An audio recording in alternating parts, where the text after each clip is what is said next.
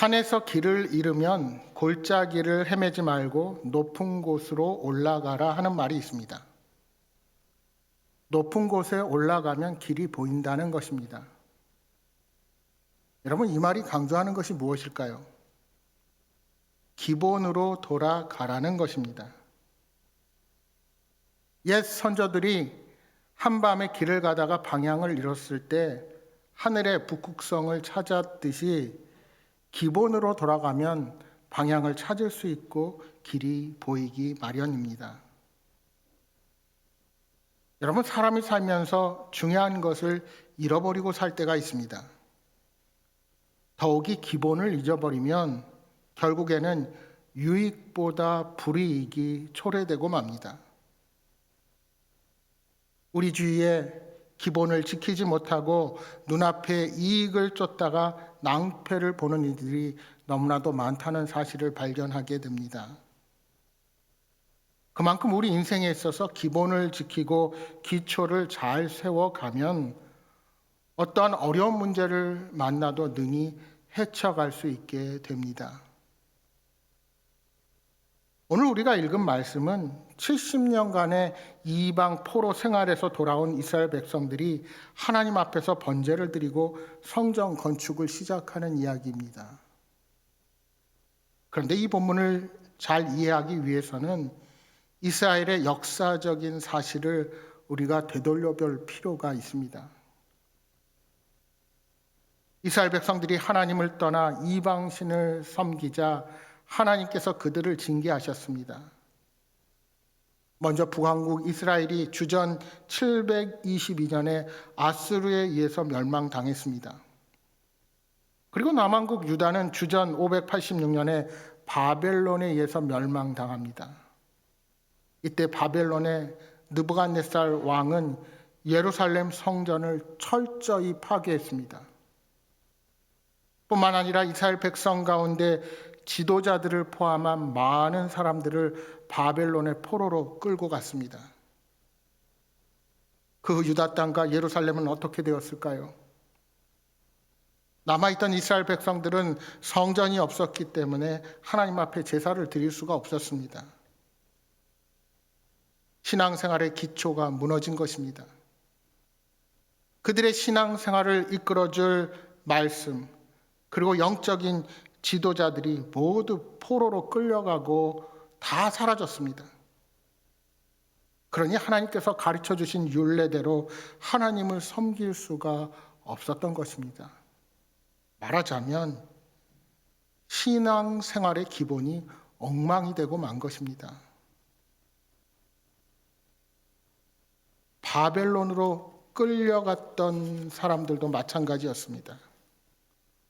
분명 성경을 통한 예루살렘의 회복의 약속이 있었음에도 불구하고 하나님을 바로 예배하고 제사를 드릴 수 없는 상황 속에서 그들은 시간이 지나면서 소망이 사라지고 그저 이방 문화에 젖어서 살아가게 되었습니다.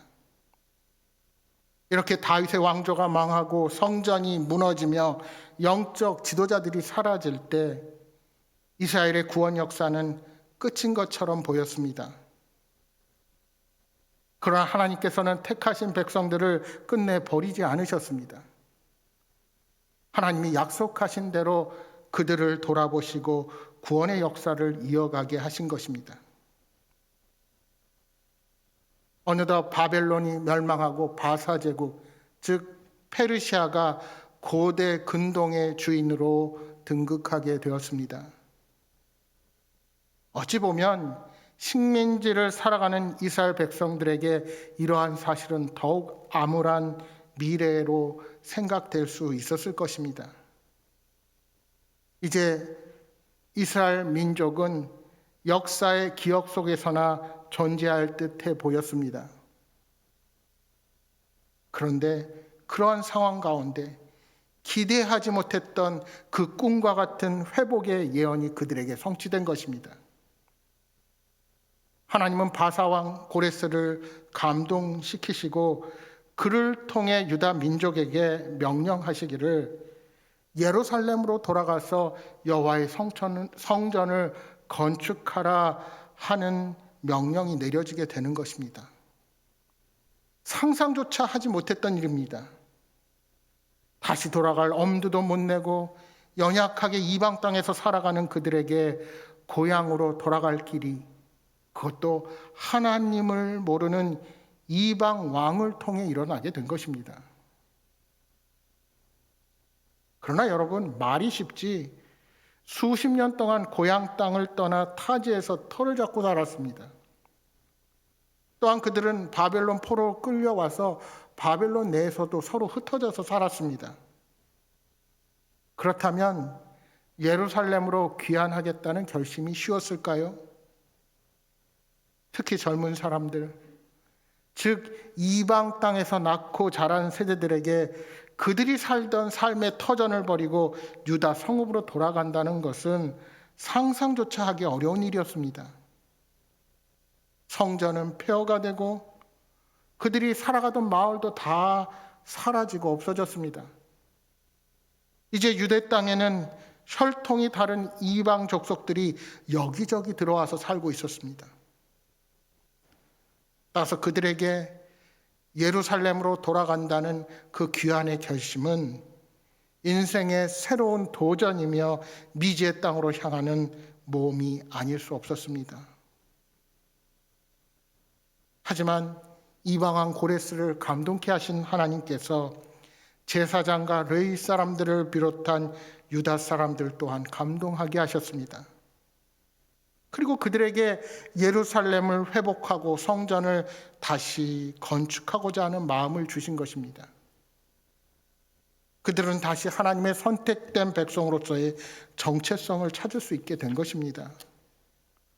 그래서 그들은 마음을 모으고 그들이 가진 것으로 헌신하며 제사에 필요한 보물과 물품들 그리고 가축들을 모으기 시작했습니다.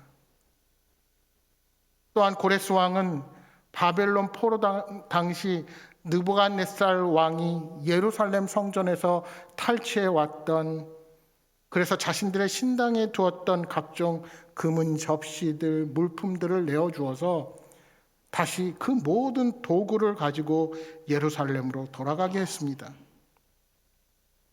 그래서 주전 537년에 제1차 포로 귀환이 시작되었습니다. 바로 이들이 포로에서 돌아와서 다시 이스라엘의 재건에 나서게 되는 것입니다. 그때 스룹바벨의 인도로 포로에서 귀환한 유다 백성들이 가장 먼저 했던 일이 성전을 재건하는 일이었습니다. 오늘 우리가 읽은 본문은 바로 그때의 일을 이야기하고 있습니다.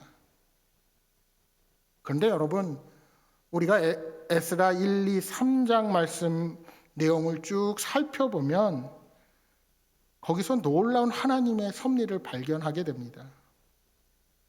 이들이 포로 70년 후에 예루살렘으로 귀환하는 그 모습이 마치 애굽에서 가나안 땅으로 향했던 옛 선조들의 모습과 너무나도 흡사한 것입니다. 그래서 어떤 학자들은 이 에스라 1장에 고레스를 통한 성전 회복의 선포가 하나님이 행하시는 제2의 출애굽, 즉 출바벨론이라 칭하기도 합니다. 하나님께서 400년이 넘는 애굽의 노예 생활을 통해 이스라엘을 한 민족으로 탄생시키셨습니다. 그리고 때가 되어 10가지 대항을 통해 마침내 바로의 마음을 움직여서 이스라엘 민족을 애굽에서 탈출하게 하십니다. 마찬가지로 우상을 숭배하던 이스라엘 백성들은 하나님의 심판으로 멸망당하고 바벨론으로 끌려가서 혹독한 시절을 보내야만 했습니다. 그런데 이제는 바벨론을 심판하신 하나님께서 바사왕 고레스를 감동시키시고 출바벨론을 하게 하시는 겁니다. 그러니까 고통과 억압 가운데 살아가던 자들을 부르시고 참 자유를 허락하신 것입니다. 그리고 이스라엘 백성들은 그에 대한 응답으로 하나님 말씀에 순종하여 고향 땅으로 향하게 된 것입니다. 여러분, 왜 하나님께서 고향으로 돌아갈 것을 명하십니까? 그것은 그 땅이 더 비옥하고 좋아서가 아닙니다. 지금은 비록 폐허가 되고 출애굽 당시처럼 그 땅에 들어가서 그 주변과 그 주변에 사는 사람들을 그 땅을 차지하기 위해서 어쩌면 싸워야 할지도 모릅니다. 그럼에도 돌아가야 할 이유는 오직 한 가지입니다. 그 한 가지가 무엇입니까? 오직 하나님을 경배하고 섬기기 위해서입니다. 제사장 나라의 백성으로서 하나님을 예배하고 신앙으로 그들이 하나가 되는 것입니다. 그렇게 그들은 유다 땅으로 다시 돌아왔습니다. 바벨론을 떠나 유다로 다시 돌아온 사람들은 그들의 조상들이 살던 땅과 성읍에 정착하게 되었습니다. 본국으로 돌아와 각자의 성읍에서 살다가 7번째 달에 예루살렘에 다시 모였습니다. 본래 이스라엘의 종교력으로 7월에 나팔절, 속죄일, 그리고 초막절을 지킵니다. 이들은 이렇게 의미가 깊은 달에 함께 모여서 가장 먼저 번제단을 만들고 번제를 하나님께 올려드립니다. 아침 저녁으로 번제를 드리기 시작했고 초막절 또한 지켰습니다. 아직 성전의 기초를 놓지 못했지만 그 상태에서 먼저 할 수 있는 제사를 하나님께 드린 것입니다. 그러니까 지성소를 만들어야 드릴 수 있는 속죄의 제사를 제외하고 그 밖의 모든 제사들은 다 드렸습니다. 여러분, 여기서 우리가 깨닫게 되는 것이 있습니다. 우리는 외형이 준비되어야 뭔가가 할 수 있다라고 착각할 때가 많이 있습니다. 그러나 예배의 본질은 장소가 아니라 신앙 공동체의 태도의 문제입니다. 이스라엘 백성들은 아직 건축을 시작하지 않은 상태에서도 그 성전터에서 먼저 번제단을 만들고 제사를 드리기 시작했습니다. 외형은 준비되지 않았어도 지금 할 수 있는 것부터 하면 되는 것입니다. 그들은 모두 한 마음이 되어 제단을 쌓고 번제를 드림으로 하나님을 예배한 것입니다. 여러분, 번제가 무엇입니까? 번제는 제물을 제단 위에 통째로 올려서 태우는 제사가 번제입니다. 그래서 영어로는 번트 오퍼링이라고 말하죠. 번제의 히브리어가 올라라는 말인데 이는 단순히 올려드리는 것을 말합니다. 따라서 번제물의 모든 부위가 제단 위에 올려져서 불에 타면서 연기가 되어서 하나님께 향기로 올라간다는 것입니다. 이 번제의 1차적인 목적은 감사로 드리는 헌신과 봉사에 있었습니다. 따라서 번제에는 이 번제를 바치는 사람들의 자원하는 마음이 담겨 있어야 합니다. 흠없는 제물이 나를 대신하여 피 흘리고 태워집니다. 그러니까 제물이 드려지지만 여기에는 내 스스로를 불태워서 하나님께 드린다는 의미가 담겨 있는 것입니다. 나는 죽고 온전히 하나님께 헌신하겠다는 다짐이 이 제사에 담겨 있는 것입니다. 특별히 유다 땅에 도착한 그들이 이렇게 성전이 재건되기도 전에 제단을 만들고 번제를 서둘렀던 이유가 한 가지 있었습니다. 3절 말씀해 보시면 무리가 모든 나라 백성을 두려워했다 하고 말씀합니다. 여러분, 이 말이 무슨 말씀일까요? 귀환한 이스라엘 백성들이 고레스 왕의 조서를 들고 유대 땅으로 돌아왔습니다. 여러분, 그 당시에 이 고대 근동을 다스리던 페르시아의 왕, 그 왕의 조서가 있다는 것은 이미 그 땅에 그 누구가 거주하고 있다고 한들 그들이 뭐라고 말한다 하든지 예루살렘 건축을 하려면 하면 되는 겁니다. 다시 말해서 70년이라는 긴 세월이 흘렀고 이제는 낯선 사람들이 그 땅에 자리 잡고 정착했다 할지라도 다시 그곳에 성전을 공식적으로 세울 권리가 그들에게 있다는 말입니다. 그럼에도 귀환한 무리들이 왜 모든 나라 백성들을 두려워했을까요? 그것은 아무리 그들이 왕의 조서를 가지고 그 땅에 왔다 하더라도 페르시아의 왕의 왕권이 미치기에는 너무나도 먼 거리에 예루살렘이 자리 잡고 있었기 때문입니다. 따라서 유다 백성들은 예루살렘과 유다 땅에 도착하자마자 그 지역 사람들과의 긴장 관계가 형성됩니다. 이에 대해서 에스라서 4장 말씀에 들어가면 더 자세히 설명하고 있습니다. 나중에 가면 그들이 성전 건축을 방해하고 막아서게 됩니다. 그러니까 이러한 상황에서 유다 백성들이 무작정 무서워하고만 있을 수는 없었습니다. 그래서 그 두려움을 지도자를 포함한 모두가 하나님을 의지하는 마음으로 전환시킨 것입니다. 그들은 예배 자리에서 헌신을 다짐하면서 자신들의 정체성을 확인했습니다. 두려운 마음이 있지만 왜 우리가 다시 이 유다 땅으로 돌아왔어야 했는가를 생각하게 된 것입니다. 그들의 조상들은 하나님을 떠나 우상 숭배로 심판을 받고 성전을 잃어버렸습니다. 그로 인해 패망 가운데 식민지 백성으로 살아가던 그들에게 어느 날 갑자기 하나님이 회복을 허락하십니다. 그리고 도저히 돌아올 수 없을 것 같은 이 땅에 지금 그들은 돌아와 있습니다. 여러분 에스라서 2장 64절 말씀해 보시면 포로에서 귀환한 사람들의 수가 불과 42,360명입니다. 그들이 포로로 끌려가 있는 동안 예루살렘에 들어와서 주인 행세를 하고 있는 많은 사람들, 인접한 곳에 살고 있던 사마리아 사람들, 주변의 암몬과 모압과 에돔과 아라비아 사람들 등등 이들을 에워싼 이방인들은 실로 대단했습니다. 이들이 공격하고 쳐 들어올지 모르는 상황이었지만 유다 백성들은 제사를 통해 하나님께서 함께 하신다는 사실을 믿음으로 표현한 것입니다. 어떤 어려움이 닥친다 할지라도 성전 건축을 이루고야 말겠다는 믿음의 고백으로 헌신의 제사를 올려드린 것입니다.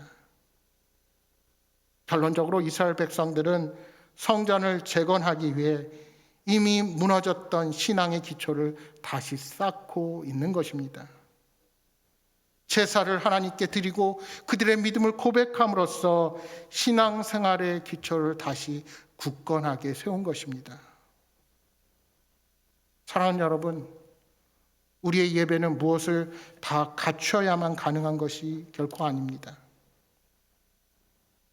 이스라엘 백성들이 성전 완성을 이룬 후에 비로소 여호와께 찬양을 드리지 않았습니다.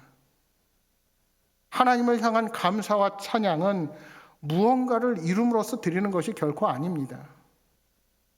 매 순간 그리고 그 순간이 이어져서 영원히 드려져야 하는 것임을 귀한 자들은 그들의 몸소 보여주었습니다.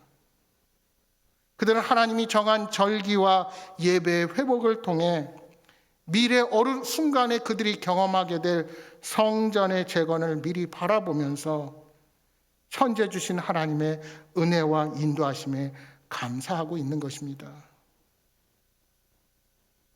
여러분, 오늘 여러분의 예배, 여러분의 하나님을 향한 헌신은 어떠합니까? 나를 드리겠다는 마음, 온전한 헌신의 마음만 있으면 우리는 주님을 기쁘시게 할 수 있습니다. 이스라엘 백성들이 바벨론 포로로 지내야 했던 세월은 결코 짧은 시간이 아니었습니다. 그 결과 그들은 하나님의 백성이라는 정체성과 민족적인 연대감이 많이 약해져 있었습니다. 그럼에도 불구하고 귀한 자들은 모두 성전 재건이라는 목표를 공유하고 있었습니다. 그래서 모두가 한 마음으로 연합하여 자발적으로 헌신할 수가 있었던 것입니다. 아마도 그들은 예배 전 과정을 모두 함께 하는 가운데 민족적인 정체성과 연대성을 더욱 회복할 수가 있었을 것입니다. 여러분, 이스라엘 백성들이 예배를 회복하는 과정에서 보여준 이 연합이야말로 하나님이 기쁘시게 받으시는 예배의 핵심이라는 사실을 잊지 마시기 바랍니다. 여러분, 우리는 교회 안에서 일어나는 다양한 갈등을 뛰어넘으려는 노력을 기울여야 합니다. 여러분, 많은 경우 교회 안에서 생기는 갈등은 우리가 사소한 의견의 차이를 받아들이지 못하기 때문에 비롯됩니다. 따라서 우리는 자기 의견만 고집스럽게 주장하지 않는 겸손함과 다른 사람을 용납하고 이해하는 넓은 마음을 가져야 합니다. 로마서 15장 5절 6절에 바울 사도는 말씀합니다. 이제 인내와 위로의 하나님이 너희로 그리스도 예수를 본받아 서로 뜻이 같게 하여 주사 한 마음과 한 입으로 하나님 곧 우리 주 예수 그리스도의 아버지께 영광을 돌리게 하려 하노라. 사도 바울은 하나님의 백성이 한 마음과 한 입으로 공동체 연합을 이룰 때에 하나님께서 영광을 받으신다고 강조합니다. 따라서 여러분, 교회가 무언가를 함께 계획하고 그 목표를 향하여 나갈 때 내 생각이 다르다 하여도 그 결정된 뜻을 존중하고 함께 협력해 가는 것은 매우 중요합니다. 고향으로 돌아간 이스라엘 백성들이 그 땅에 도착해서 가장 먼저 경험한 것은 그 땅의 무질서였을 것입니다. 그들이 돌아간 땅은 더 이상 하나님을 섬기는 땅이 아니었습니다. 그동안 새로 정착한 사람들과의 갈등, 그들을 배척하는 두려움 또한 존재했을 것입니다. 무엇보다 그들 또한 그동안 말씀으로부터 멀어져 있었고 하나님을 향한 예배도 소홀해진 상태였습니다. 그래서 그들이 함께하는 예배가 중요했습니다. 그들 한 사람 한 사람의 헌신을 다짐하는 하나님을 향한 예배가 그들의 마음을 하나로 만들기에 충분했던 것입니다. 여러분, 오늘 우리 공동체에 필요한 것이 바로 이것입니다. 우리는 그간 2년이 넘는 시간 동안 거리 두기라는 이름으로 서로 간의 간격을 두고 살았습니다.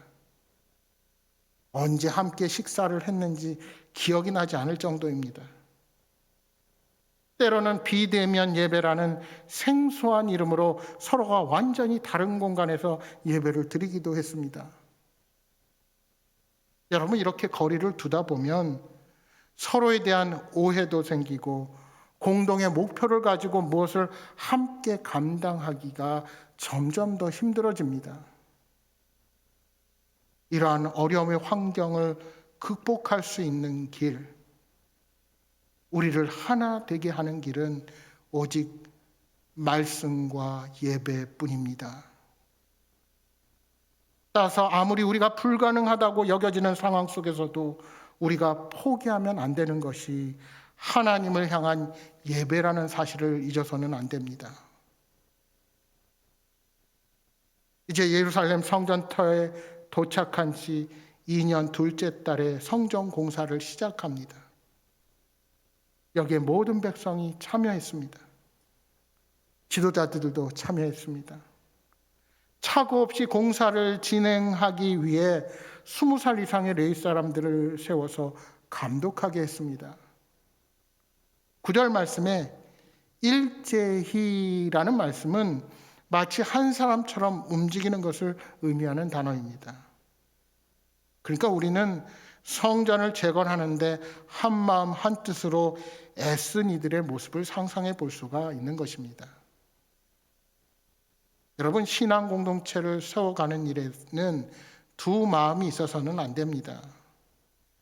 우리 모두가 하나님의 뜻을 바라보면서 한 마음이 될 수 있습니다.